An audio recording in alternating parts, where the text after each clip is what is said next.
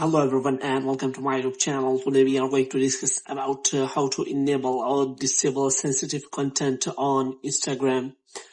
For example, if you do not want to see any kind of sensitive content, then how you can enable or disable it on Instagram.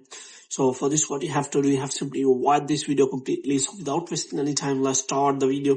So first of all, what you have to do, you have to simply make sure that you are connected to a proper Wi-Fi or internet connection. And after that, what you have to do, you have to simply open the Instagram app, and before this you have to make sure that you have installed the latest version of the Instagram app. For this you have to simply go to App Store, and in App Store you have to simply search for the Instagram app, and after searching the Instagram app you have to make sure that it is not showing any kind of update, and if it is showing any kind of update then you have to simply update the Instagram app. And after updating the Instagram app you have to open the Instagram app again, and here you have to simply click on profile, and here you have to simply click on three lines here. After clicking on three lines you have to scroll it down until you find the option of content preferences. So here you can simply find that. So here you can simply find all of your content preferences like interested, not interested.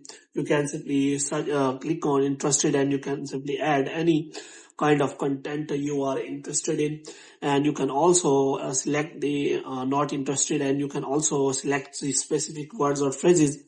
Now if you want to turn on or turn off sensitive content, then here is the option. If you want to see less sensitive content, then you can simply click on less, and you can also select the standard.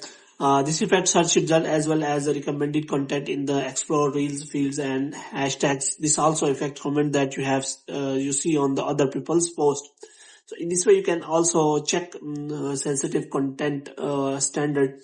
So in this way you can simply select how much sensitive content